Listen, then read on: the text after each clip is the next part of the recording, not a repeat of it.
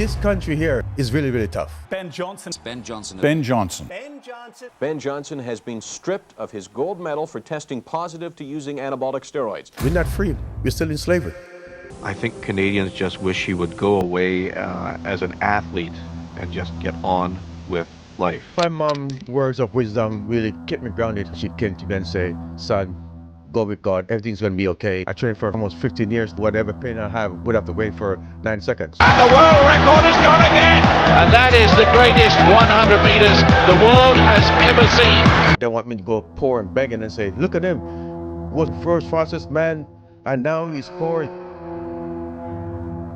I take the blame for the whole entire world.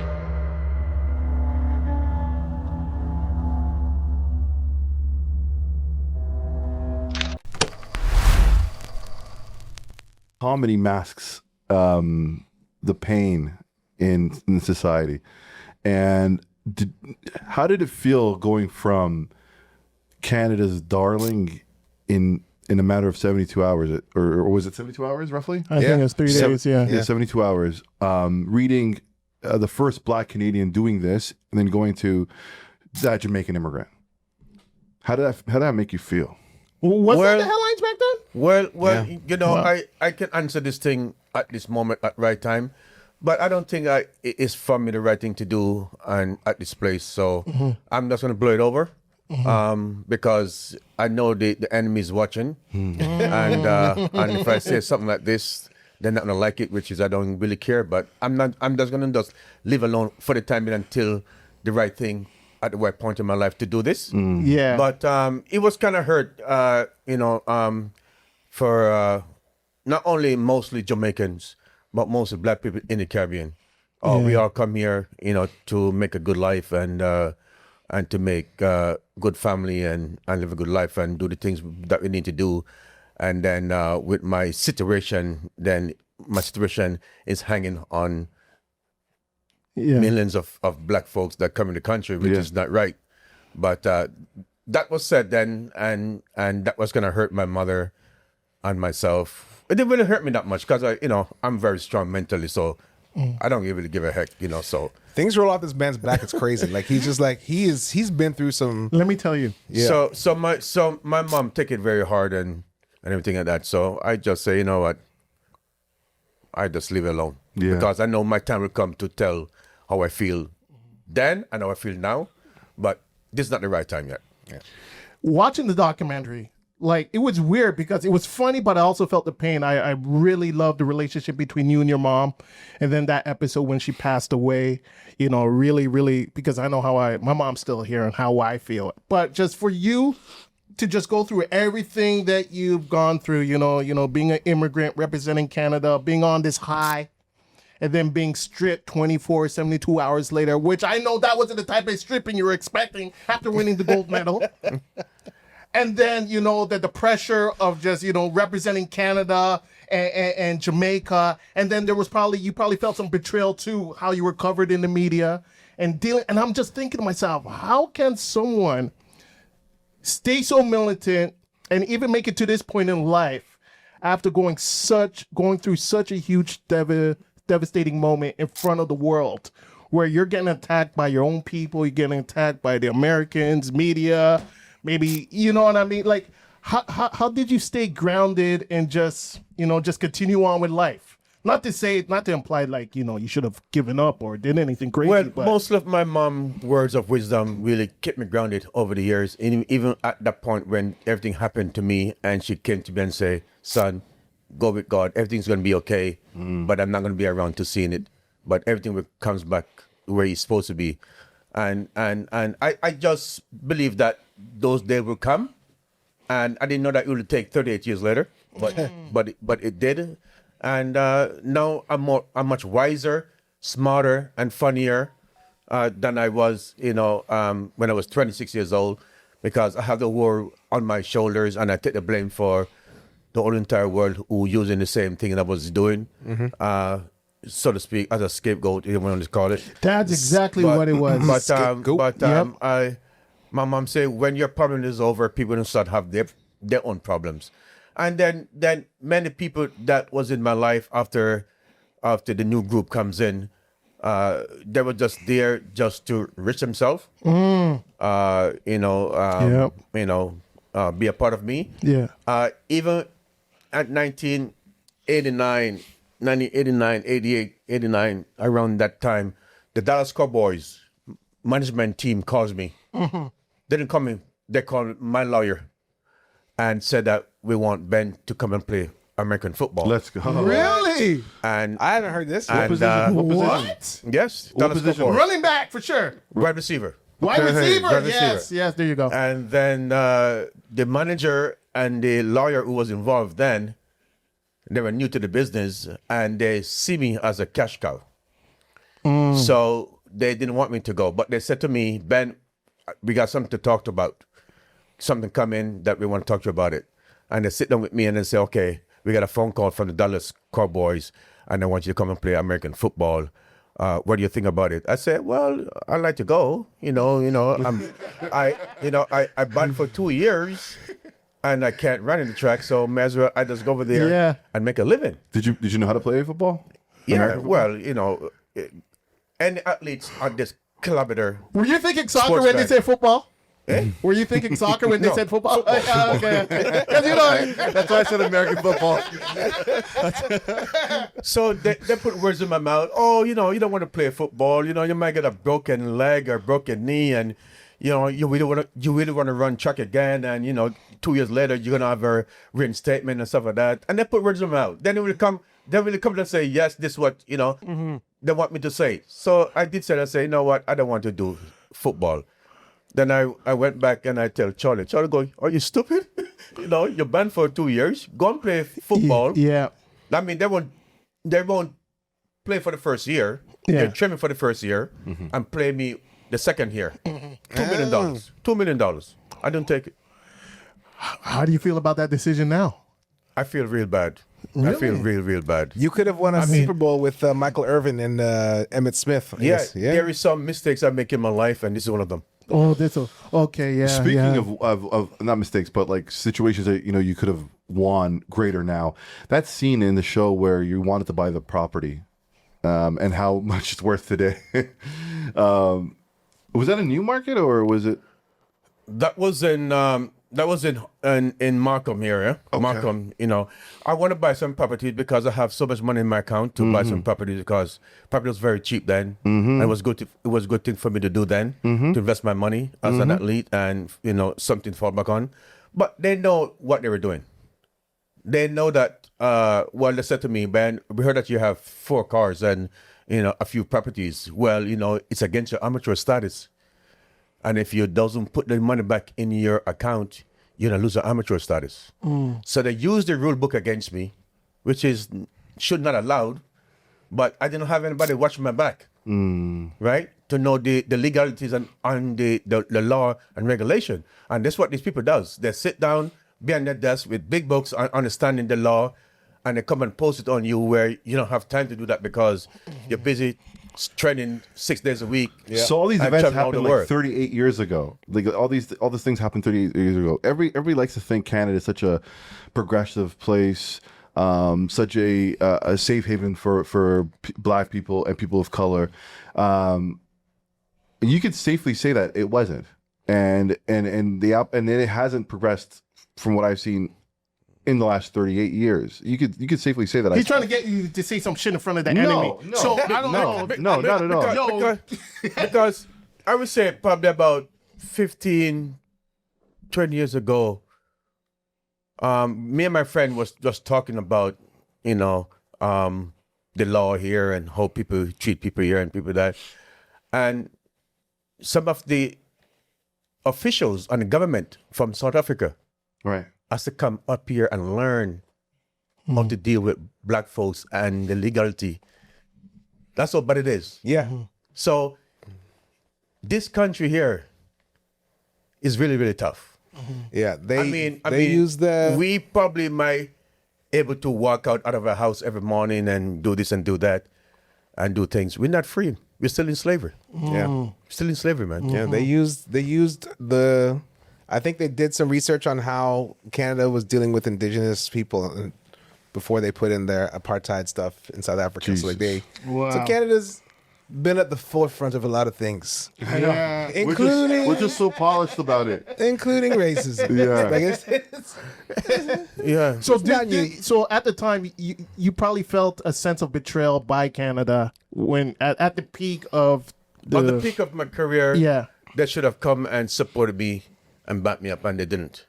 And 6 of the 8 sprinters were banned substances? Or? We're not even going to go 6 of the 8 printers were doing that, but we all know that on that level, For sure. everybody Yeah. doing something. You know what I mean? Wow. I mean, it's like You know, it's like this is physics. You're not Superman, where you train all year round and you know, travel across the world with your suitcase and media and time change and jet lag and everything like that, and come to perform. It doesn't work like that, my friend. Especially when you see some of the newer sprinters getting, Marion Jones, I think, Gatlin. Yeah. Carl Lewis got hit a couple times or some shit. Are you allowed to speak on it, or is that kind of like Carl Lewis? Because that was like I the would go around rivalry. it. I would go around it. I would go around it. I would go around it. I respect this media savvy. He ain't playing games. He's like, nah, we're not doing that. Ben, do you want to talk about that situation like 72 hours after the situation, like what happened to you on the 401 with the guy who tried to cut you off? Well, Do you feel like it was like, did he know who you were, or was it just a random situation? he didn't know who I was. Oh, okay. Oh, okay. I went from training, coming home, because I was, coming home to get, to eat my dinner and to go and see my girlfriend. And I was driving in the lane close to the guardrail, and the guy was in the center lane. So I'm coming down,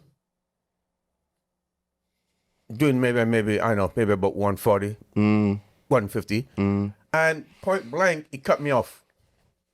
Point blank, cut me off. So I have to put 2 tires on the side and keep 2 tires on the road to get some traction. Wow.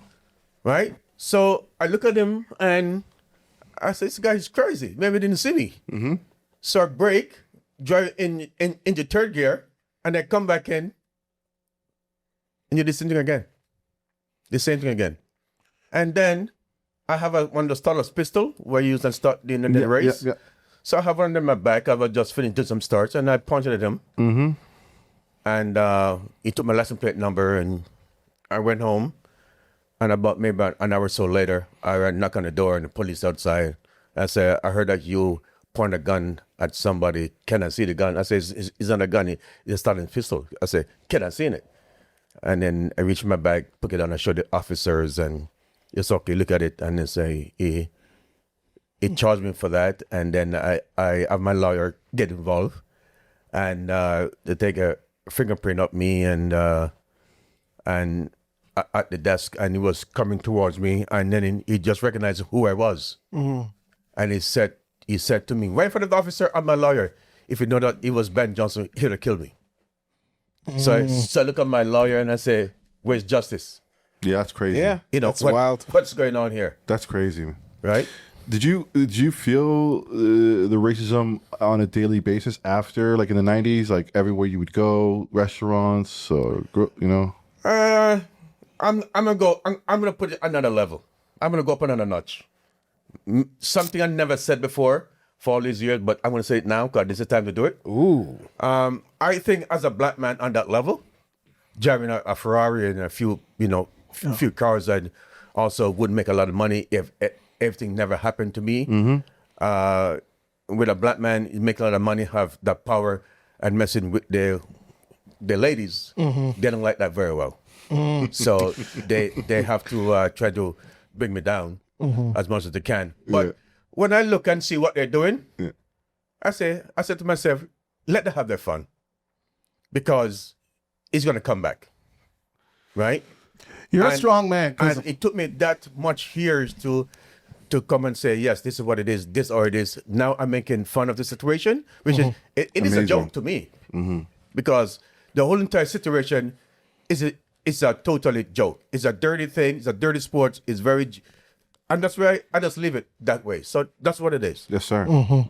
With the mockumentary now, because like I said, I love the comedy. Do you have what do you call them? I guess like joke writers or like how many writers? The writers, the we're whole all, team.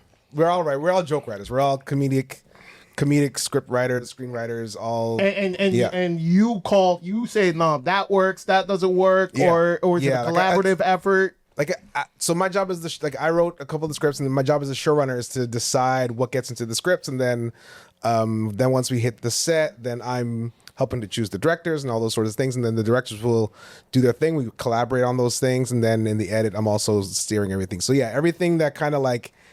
Everything you saw, I was the creative head of everything. Did you have to run anything by Ben? Like, okay, because maybe I ran everything by Ben. I think the thing that I wanted to do from the jump was like I wanted to make sure that it was. I didn't see that because he couldn't catch me. He read the scripts before we even shot them. Yeah. And then before anyone else saw the cuts, once we had the cuts in a place that I felt comfortable with them, we shared that with him because he had to get approval before we could bring them to the next stage, right? So we could bring them to the networks and stuff. So he had a couple of notes of what I love about Ben's notes. Was always like he was so protective of the people he loved more than he was protective of himself. Like like Charlie and his mom. Those people he was like, hey, maybe do like this instead of this. Like those are the notes he had because he's he's good people. Yeah. So it was, but we made sure that he had a voice and a say, and so that. When things go through, I didn't want the show to feel exploitative. You know what I mean? I didn't want the show to feel like, oh, we're just gonna come in and like take Ben's work and his name and then like just do something ridiculous and then just kind of leave him in the lurch. I'm sorry, I'm just laughing at so many parts where like that the energy drink, I think Asteroid. Yes, Asteroid power drink. And it's like, this is abuse, and then the shoe, and I was just like, there's so many parts in that documentary where I'm just like, yo, this is some good entertaining stuff, and I love seeing that it comes from Canada. The majority of our entertainment obviously comes from across the border. Yep. So it's definitely something I'm going to go on my social media and promote, and try to get as many people as possible to watch it because it's a great documentary and it's a great story too. I think culturally too, like especially like it being like Ben's like so important to the culture, and I feel like Yes. we really wanted to make sure that when we watch the show. We're like, yes. Like, we didn't want people from our culture to be like, watching the show and be like, oh, like, they missed it. Like, we have to do that a lot, too, with our... Right. Yeah, absolutely. Right. So we had to come with it. We had to make sure it felt good and fun. And that's one of the reasons why I was like, I told everyone all the time, I was like, we're pushing boundaries. Like, it was funny. I was just talking to RT and Corey today about, like, there's a lot of times when people were looking at us like, are we allowed to do this? And I was like, let's go. Let's go. Let's go. We are the authors. We're the ones who are going to decide what's too far, what's not too far. So let's just go and let's figure it out. And then we'll, people will either love it or hate it. We can't control that part of it.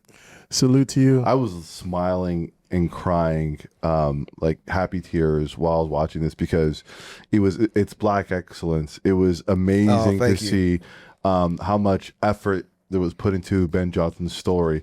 And you guys got the feel of the 80s down, right? I felt like you guys had it down right. Now, I wanted to go back onto the part where, Canada's not really for us. How hard was this to get this into where it is today? Listen, like we knew that we were going to ruffle some feathers telling this story, especially episode 6, where you get into Ben versus everybody, like that episode. Like we knew it was going to be hard for some people to realize, Canada's part in all of this. And I think, and listen, I'm a proud Canadian too, but I understand our history. I understand that we're not perfect, and I'm willing to point at those things and be like, we got work to do, right? And I think if you take it in the way it's meant to be, which is that we know the place is not perfect. We're not trying to like be like, this is a terrible place, no one should come here. We're like, listen, this is a country, it's got its flaws. Let's talk about them. Let's just put them out there and see what happens. And if we do it in a funny way, it's easier to have that conversation, right? Like if you just come out pointing fingers, then they're going to be like, oh, what are you doing? But if you come out pointing fingers with a funny nose, then they're like, okay, all right. Which is why a mockumentary works. Exactly. Yeah. Who was Prime Minister at the time? Mulroney. Yeah. I mean, did you? You should know that. You were like 23 at the time. But go ahead. You see, you're making fun of my age, but when I start talking about his weight, now it's a problem. Shots fired. Did you speak to Maroney when you won the gold medal? Or Yeah, I was in the doping room where I should have, present my urine, and one of the official come and say, the prime minister wants to talk to you, to congratulate you. So it Come came down on. and reached me and bring me up. And then one of the doping officials was behind me, following me wherever I go. And I said, my goodness, what is this? I look like I killed somebody, you're taking a piece, popping over your shoulder. Like, are you done yet? You know what it came down to is that you were a black man and you're from Canada. Canada is like basically like the Shelbyville. America. Yeah, for America. So it's like, America's Springfield, and then across the bridge, it's Shelbyville, and it's Canada. Yeah. And to have you beat not only all the Americans, but to create a world record, that was just a slap in their face. And they're like, we got to find out what to do. Take it back, bring it back home, kind of thing. And Donovan Bailey versus Michael Johnson, I feel like that was kind of like our get back for what they did to you. And I should have been in that race. Yeah, all right. What I year should- was that? What year was that? Was that 99? 96. 96. Yeah, it was 97, right? Because the 96 was the Olympics. And you were still 97. young at the time. You Yeah, could have maybe done it's it. 97, You could have yeah. done Yeah. it. You were still young at the I was time. still young. I should have beat them. Yeah, Michael Johnson with the fake ass hamstring pull, whatever. Yeah. Like, that No, was I great. think it's really got hurt. I think You it's- really do? Yeah, I really think he really got hurt. Yeah, I think he really I don't put up a think so. lane. It looked like he knew he was getting cooked once that turned out. A 20-minute sprinter or 400-minute runner can be a sprinter.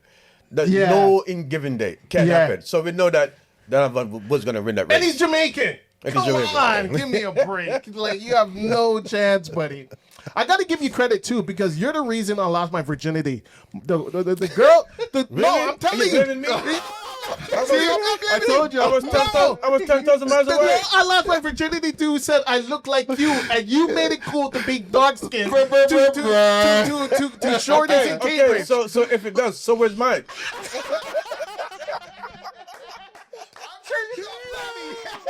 This is golden. No, you made it cool because people are giving Wesley Snipes credit. Yeah. I'm like, no, Ben Johnson predates Wesley Snipes. Ben Johnson made it cool to be dark skinned, man. And I met a lot of folks over the years, and people on the table in labor having babies, and the doctor is going to watching the games and everything. It's just a lot of things that happen, man. I'm telling you, it's incredible. oh my God. How real was that scene when your coach, I forgot your coach's name. Charlie. Yeah. Charlie, when he found you in the park, how real was that scene? Did that actually happen, or was The that land like, of the blacks. That was a fluff. That was a fluff a little bit. Well, What you trying to Okay, sorry. well, my brother and I was in the park running, and What park was this for the people to know? Eh? What park was this in? Back up in Caleb Wilson, Okay. where Utah, I Scarborough. used to live. Okay. And I went to a few track meets at my school, and I came back with 2 ribbons, and he asked me if I want to come and join his track team, and my Charlie said to me, and I heard his juke went pretty fast, so was at the park, and he saw me running, and he said, okay, I think you got something, but I was so young, I was only like less than 98 pounds, skinny, man, couldn't do anything. You 15? Isn't that 15? amazing? 14. 15? Yeah, That's 14. amazing. That's kind of like Mike Tyson situation with what's his coach? Yeah, was it Costamaro or whatever his name is? Yeah. Yeah, to see something in you so young and to believe in you is like, wow, that's amazing. Yeah, that scene's an amalgamation of a few different things. Yeah. Yeah, I mean, it's like, oh yeah, the park obviously, but it's also like the real thing is like Charlie was looking to figure out a way to support black athletes because he really felt like that was the way towards Canada getting more medals. And I think this was one of the things She he did was not lie. Yeah. I mean, Have you seen Team Canada for the football or soccer team? Team Canada? How stacked it is? I mean, there are a lot of brothers on the team. now. yeah, absolutely. there? It's like 80% brothers. And not even just like, and the interesting thing you bring up with Team Canada, like there's not even like just black immigrant kids there's like white immigrant people on the Okay. Team Canada too. Like there's Eastern European there's kids? that kid from Croatia who could have played for Croatia or He played for Canada, Canada. and he's choosing to play for Canada, right? Like that's the unique thing about this country. A lot of people come here from different places Amazing, looking yeah. for a better life, and Yeah. then we figure out a way to Pay it back. to pay back, to make Canada a cooler place to the world. Speaking of paying back, I mean, this show is going to set a standard for young Black creators who see like a light at the end of the tunnel. Do you know that, like, or do you feel like you have, like, you've created something bigger than it is? Yeah, I mean, I think I've created something that people feel like, oh, I didn't know we could do this in Canada. And I think I've been hearing that a lot. Some of the comments I get from writer friends are like, how'd you get away with this? How did you? And I'm like, this is like, also part of it's like, I've worked in the States for a long time. So I don't have that feeling where like we have to like stay in this Canadian box. Like there are way too many talented people in this country, way too many incredible people in this country to like try and figure out a way to limit us. And one of the things that I would always do on the set was like, with the actors, with the crew, I was like, just push, just keep pushing. I will let you know if you go too far. And I don't think I ever told anyone that's too far. I feel like I just kept on having to like, was just kind of having these conversations where I was encouraging people to just go for it. And I had a team, like everyone from wardrobe to set design to music to everything. Everyone was like, oh, you let me go? I was like, go. They're like, ah. And they went off, right? And everyone had a good time. And then you see the product now. Like, and I think that's one of those things where I think a lot of Canadians who have reached out to me, a lot of especially Black Canadians who are like reaching out to me, like family members who are like, oh, you finally made a good show. I'm like, I worked on The Office. They're like, yeah, Office was all right, but this one. I was like, okay, all right, listen. So I'm getting those kind of comments from We need a too. good hood show because we've been trying to do it for years and it's kind of fall short. We need a Canadian version of The Wire. I thought it We looked. need a Canadian Wire, but like authentic, real, like it's believable. I'm telling you, those scripts, they exist and they're ready. And there are a lot of writers who have those scripts. The issue is, how do you get someone to greenlight those stories? Someone who's going to put money into those stories. It's true. This show, the only reason we were able to make this show is because it was about a Canadian icon. It's because it's about Ben. Ben is the reason why this show got greenlit, because people were like, you know what?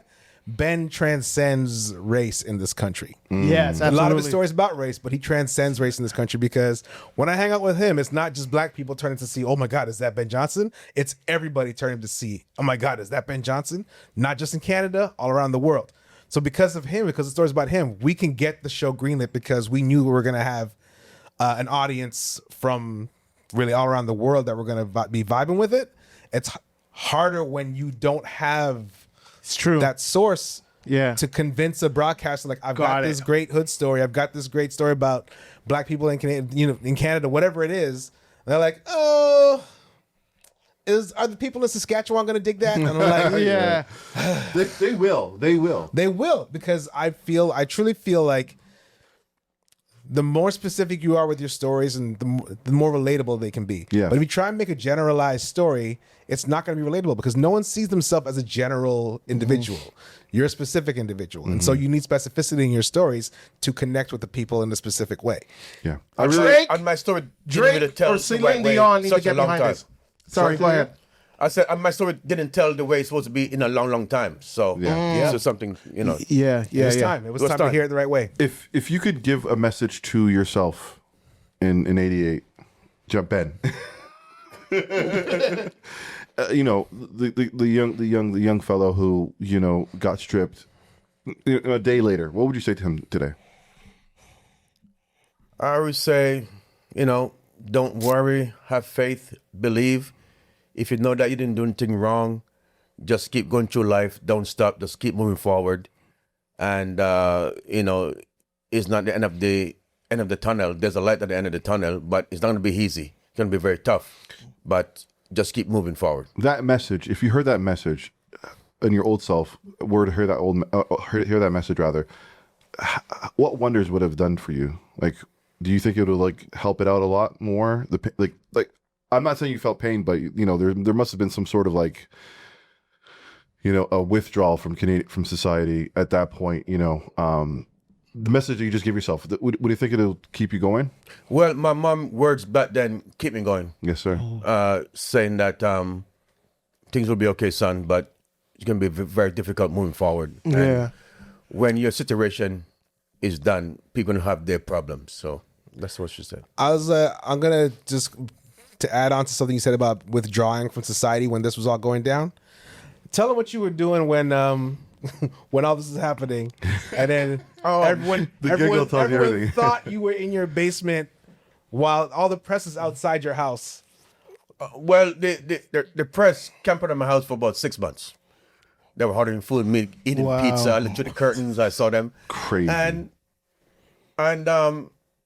you know, over the weeks going by, I said, what am I going to do? You know, I'm going to stay in this house for months and months and months. So sometimes I sneak out in the back in the neighbor's backyard. I jump the fence and go up there and say to the neighbors, if you hear any gate open or any jump the fence, it's me. Everything's, you know, it's okay. So I tell my sister to drive my car around the other side of the street. Mm-hmm. And she will jump the fence and come through, and I will go out and party and have fun, and then come back the same way, and that's what I did.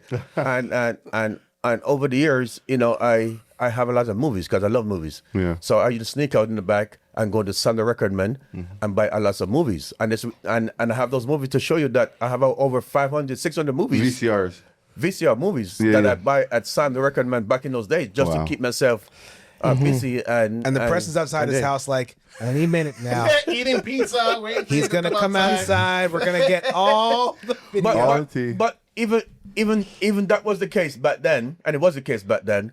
My family was at peace because I said to myself, no one is not going to break inside the house because the press out there is watching my house. So I just sleep pretty good, man. Yeah. You had your brother and your sisters? Or? No, my brother was in Texas. Oh, okay. My sisters and my nephews, they was living with me. I take care of the family, yeah. Okay. Were you the oldest? Were you the oldest in your family? Second to last. Second to last. All right. Wow.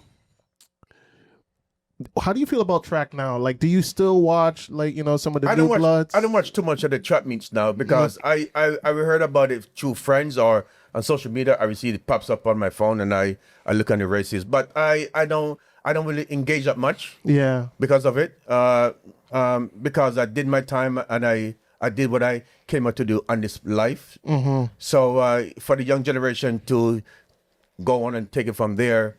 I mean, it's good to see these people running fast and do the things they love and doing so. But when people are doing different things like, you know, trying to figure out what these people are doing and what these people are, or they're training and stuff like that, you know, spy and stuff like that, I say, well, what are you doing?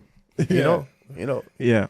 Do you get tired of, like, you know, just talking about the 88 Olympics and telling your story? Because I'm sure maybe randomly you may be at a bar or, you know, a restaurant or something. Some people come up to you. I would never tired of talking about the 88 race because... Really? Because that was my true time to shine, and I shined on that day, and I did it in style, and, you know, I trained for almost 15 years to be at that point, and I said whatever pain I have would have to wait for 9 seconds because that's how far it's going to take. 9 seconds. 979. 9 seconds. Yeah. Yo, I need that picture on a shirt.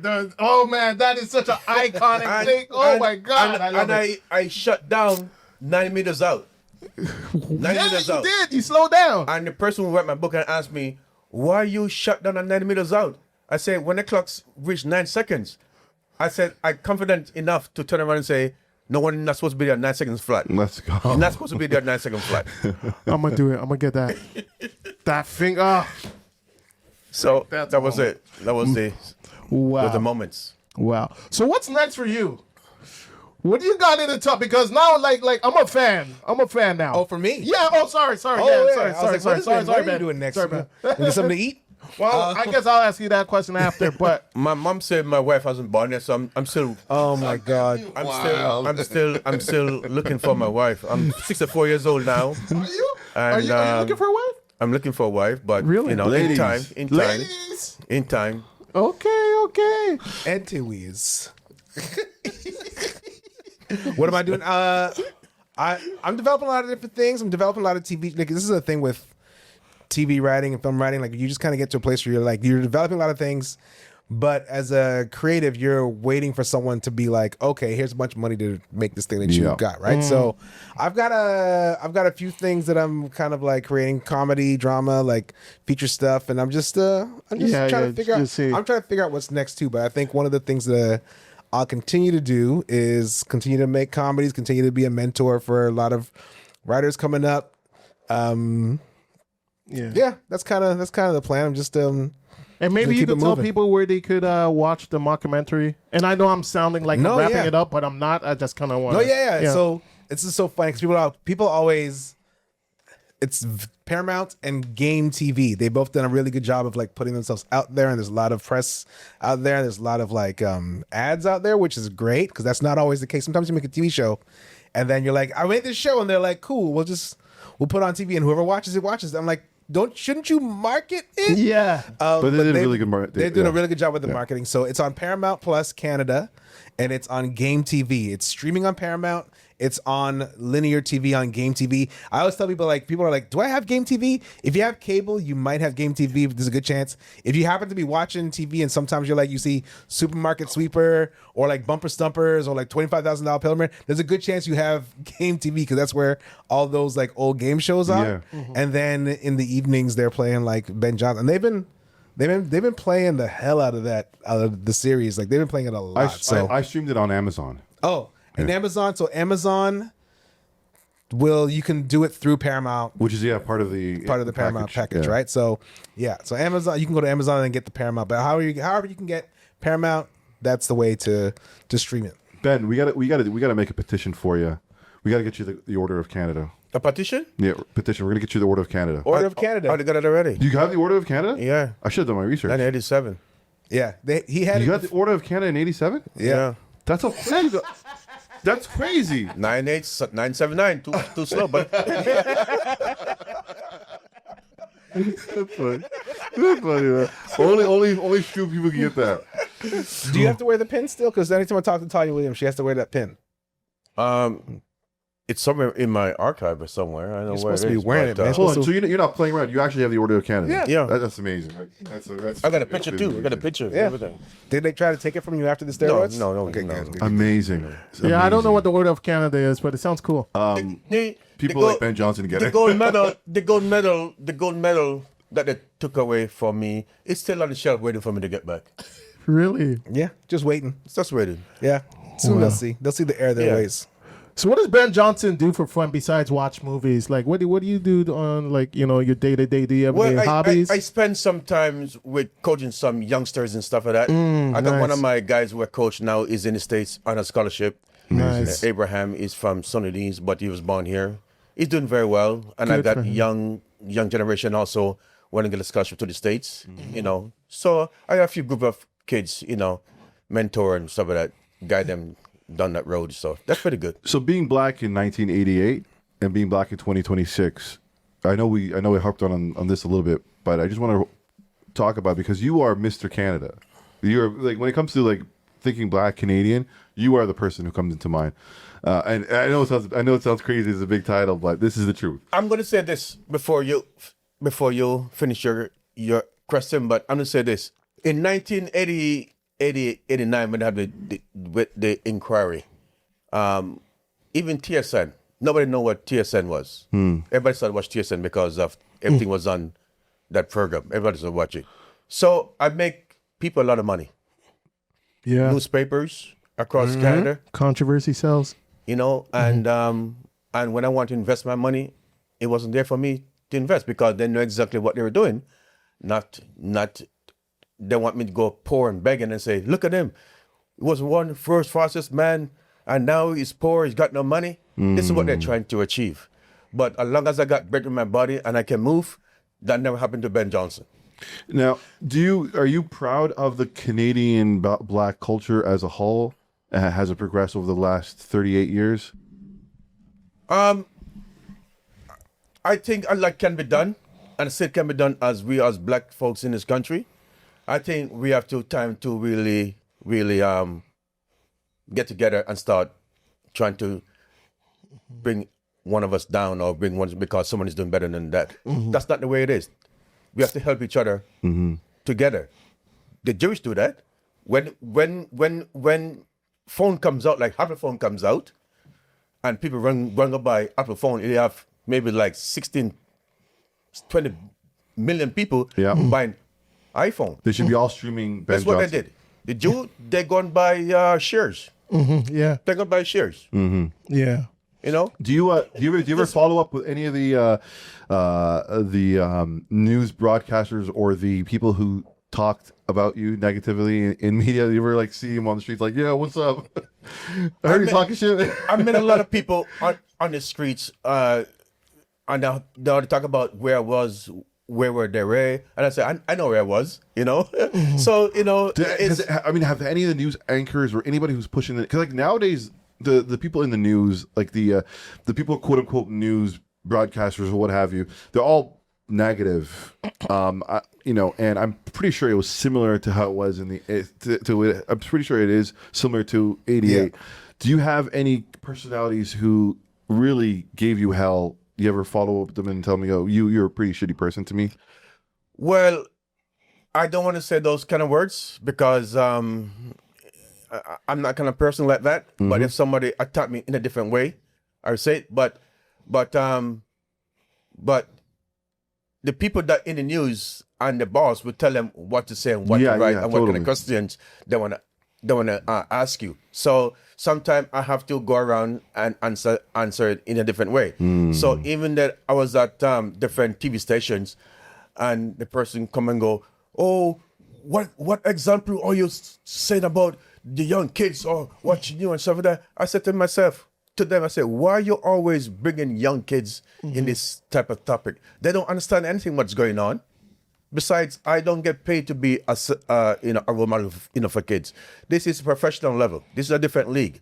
So why you always bringing kids in this topic? It's not fair. For me, it's not fair for the kids because they know the politics. They know what happened. They know anything. Oh, you take drugs. I look at no.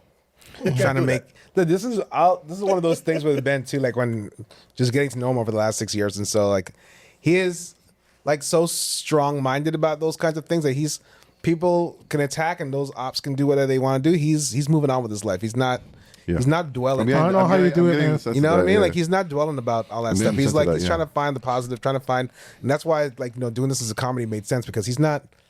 I would ask him. We were asking like what about this person? He's like I don't know what they're up to. Like he just moves at a different. Yeah. He literally moves at a different pace than the rest of us. The time will come. My mother say 38 years ago. She said, son, when you reach the crossroad of your life, you know exactly where to go. You can go left, you can go right, or you going forward. But I'm not going back where I came from. I haven't reached there yet. I'm almost there, but I've not reached there yet. When I reach there, I will know which way I'm going. And when that time comes, I'll be going down to Jamaica, my beautiful island, relax on the beach now and then, enjoy the sun on my black skin, and enjoy my life with peace and quiet. None of all this fancy mall and other stuff and have here. This is my country. This is my city. I love Jamaica. And all the people that from Jamaica, big up, one love. And also, Jamaica is paradise island. Anybody that goes to Jamaica once, they come back the second time, you're a Jamaican. Yeah, make some noise for that. Lord of mercy. The mockumentary, Spike. Yes. I don't know if that went over my head, or if it's a real person, or if it's like a metaphorical placeholder for explain Spike. Is that so? I will say that Spike is based on a few different characters, but I would encourage those who have questions to do some research on that character because we can't get into all that. But I can say that Spike is based on a few different on an amalgamation of different characters. But again, like we said, it's a fictionalized and heightened version of Ben's story. But there's I gotta rewatch it. But I'll tell you, this is the thing about I love the idea of rewatching it too because we built it with so many layers. Yeah, I've seen it. We knew that people were gonna need to see it again because we wanted the pace of the series to be like a 100-meter dash. We wanted it to go, and the same way you have to kind of break down a race in slow motion, people are gonna have to break down our episodes in slow motion, because there's a lot of visual nonsense and visual stuff that happens in the show. Like I was just talking to somebody about and this is a small stupid little thing, but it makes me laugh. And just to give you a sense of the kind of layers that we're putting into this series, there's a moment when Shamir's Ben is talking about how Carl was ducking him. He was doing all these races, and Carl didn't want to race him, which is based on truth.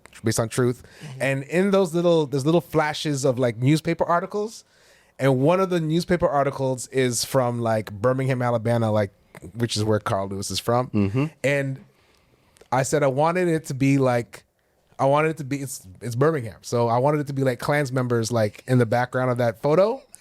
And then I said, I want a racist horse in that picture. So if you go back and you watch it, it's episode 1. If you go back and you watch, hold on a second, racist horse? Yeah, it's just a racist horse. I just wanted a racist horse. I had very specific requests. I wanted a racist horse. They found me a racist horse, put it on the newspaper, and then when we were doing the sound design, I said, "Give me a racist horse sound here." So if you go back and watch it, go back and watch for that racist horse in So that's like stupid stuff like that that just makes me laugh. Like it's little things, but like those are the layers. That's how deep we get with like the story and the content and all this, because we just had a lot of fun putting it together. We wanted to feel. And that was a great description, because if like because it's not like it's 24 minutes and there's so much happening, so many liners, and I'm like, by the time like I'm trying to catch the last joke, there's a new joke, and I'm just like, holy shit, like this is great stuff. But with the stuff I was able to catch, I'm like, this is great, but is this real, or is this like so I was like, I definitely have to go back and just really just comb through it. I'm gonna watch it next time on Shrooms. Oh yeah, I have to. I absolutely have to. I don't think no one could survive what I went through all these years. Never. Well, I think within 2 years they will pack it in. Yeah, absolutely. No, you're so strong. Are you a religious man? Me? Yes. What do you think? I think you are. Okay. I think you are. You would I have think you're a to be. religious man. I have to be. Yeah. There's only Yeah. But there's gotta be a petty side. And I know I gotta ask. Of course, he agreed to do the documentary. I gotta ask you, because our audience are gonna be like, yo, how come you didn't ask? Do you have any message for Carl Lewis or anything that you could say? I have to ask. I'm sorry. I gotta put it out there. How you answer is how you answer. You can kick his ass if you want after. Like no. Because there's clips of him saying that, like, you didn't take accountability. You've kind of just Ben Johnson's conscience is clean and clear, crystal clear. Yeah. Their conscience is not clear, and before they died, they better come forward and tell the world what they did. Yeah. Before they died. Wow. Because they have chances to do that. Confess. Okay? Confess. Yeah. To the world. Yeah. Or maybe because they win 9 gold medals and they have, important people in their life, and, they go to Congress and get some type of medal or honor and stuff like that. Doesn't mean nothing. Doesn't mean nothing. But you have to do this before you died. Whenever the time comes. If not, it's up to them. I'm fine. He might do it, but he might do it quiet. He might be like, shower. I'm really glad you got King Bach as Carl Lewis, because he spent a lot of time in the U.S. It's Batch, right? Or, I was saying Bach earlier, but it's Batch. Yeah, his name is Andrew Batchelor is his real name. but online he goes by King Bach. King Batch. Oh, is it Batch? Yeah. Batch. Oh, man. 'Cause I did the same thing. I was like, is it Bach? Is it Batch? He was like, I was saying Bach. You can call me Batch. And I was like, okay. King Batch. That's from his mouth to us. Damn, he's in shape too. Like, goddamn. He is, and he's very, very fit. He did track and field you did say that in college. Like he got scholarship at Florida State. Like he stays in shape. They were doing these pull up competitions. I'd walk by them every single time. I wouldn't even be up on that. I'd be like, oh, that's good for you guys. I'm gonna go write some scripts. But they were doing like these pull up competitions on set all the time. Like him and Shamir were they were going. What was that energy like? I mean, I'm sure you guys have some crazy outtakes, some really funny moments. It was great. It really was a beautiful, everyone really wanted, I'll tell you this, the reason why we got so many amazing people to work on the show. One, because it was about Ben Johnson. People really wanted to be a part of telling that story. And also a lot of people did the show hoping that Ben would come to set so they could meet him, which he did come to set. Everyone was like, oh my God, Ben Johnson's here. And then I think because of my experience, and like I'm known as someone who's good to work with. I'm a collaborator, so people like working with me. New Metric has got like a really, really great pedigree with the shows that they've made with Letterkenny, Shoresy, Bria Mack. So they have like a great pedigree. And then of course, once we had Shamir, like Shamir is one of those people that everyone wants to work with. So like it just kept on building in a way that people wanted to be a part of something because they knew it was going to be special. And when we got to set, and then we had, our writers were great, and then obviously bringing in RT and Corey to be the directors, the vibe on set was amazing. I can only imagine. There was so much fun, and then also having all those sketch performers playing all these different characters, and like I would say, like for me, one of the things that was like almost kind of set the tone. We did a table read of all 6 scripts about a month before we started shooting, and everyone that Batch couldn't be there in person, but he was there on Zoom, and everyone else was there. And we read these 6 scripts, and we just had the best time in the world. And I told him from the jump, like, don't be afraid, just go for it. Like this is the time to have fun, experiment. And everyone just went for it, and you could feel the energy in that table read. You're like, this is gonna be something. This is gonna be. It is something. And when we got to set, it was the same thing. We were just like, let's push each other, let's have fun, let's just like Canada, you gotta get behind this. Don't forget Karen Robinson, who played my mother. She do a fantastic Karen job. Great job. Great job. Very Great job. She was also really good in the other show, Law and Order. Law and Order. Yeah. Oh my! Karen Robinson, Schitt's Creek, Cross. Yeah. She's also in Schitt's Creek. She was, and she just did a stint on Watson. She's working. She's absolutely She is working. working, and she is working for a reason. She is incredible. She's a Canadian jewel. Another Yes, Canadian jewel. absolutely. Seeing her play your mother, did it kind of trigger the heartstrings? Seeing some of those moments. You always have to relive the past again over it, but it's great to see it comes out once and for all the way it is and the way it happened. That's it. So it's nice. Yeah, it's nice. yeah, very yeah. nice. And I'm so glad that this happened for you. This whole TV show, like showing the Gen Z, because I was an infant when this happened, and A really big infant.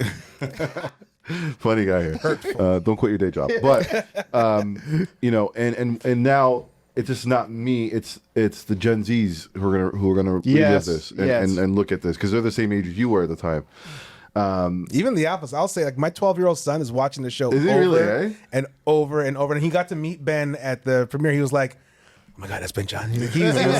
So he's 12 years. He's 12. Are they still teaching Ben Johnson in school? No, he's not learning about Ben Johnson in school, but he's learning. I mean, he's learning from us, right? Obviously, he's learning, and this show is another one of those things where it's like now he's asking me questions about like, oh, what's that? How's that? And he's getting into like your actual story because of the show. Amazing. And he was born in 2014. He was born way after all this stuff. I mean, he's engaged now. He's intrigued, right? Yeah. So Yeah, I'm so happy that It's good to see the young generation Absolutely. can see this and know canon history and stuff like that. And Crazy. world history. That's nice. Absolutely. Nice. I want to ask you the cheetah drink.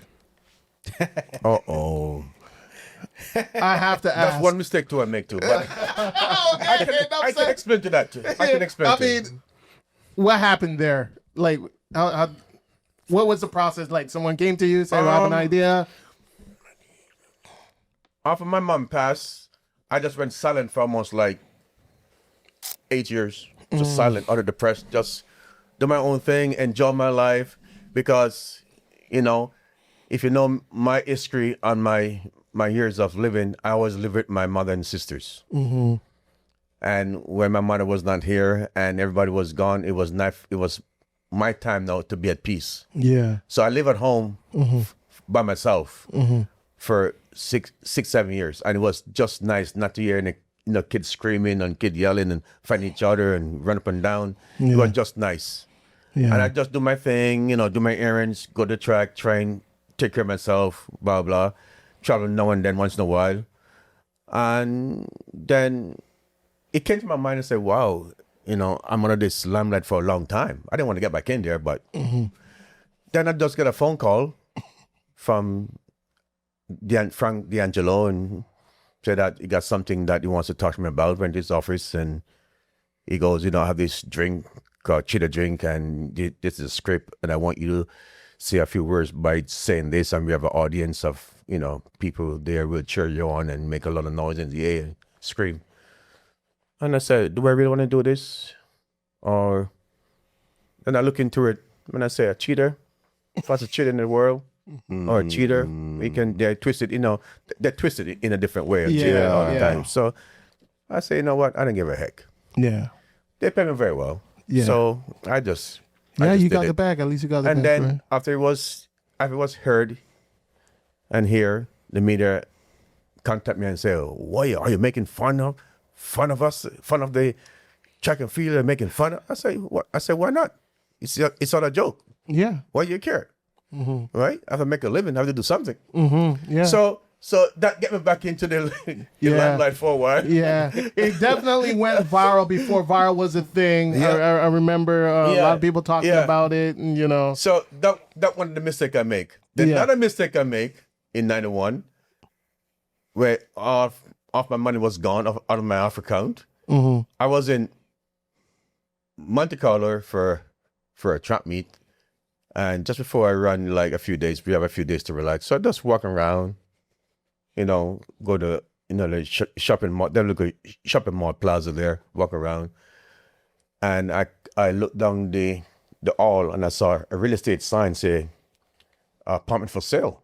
And I go and walk down there and I called a lady, and the lady meet me, and I said, how much for this place? She goes, $450,000. And I said, oh, that's nice. She said, well, you can buy it, after money, and then we will rent it for you. We'll people rent it out for you. We can charge about $6,000 a month for the rent. And like I said, I was just coming back from my suspension. All my off account was depleted. They took out my money.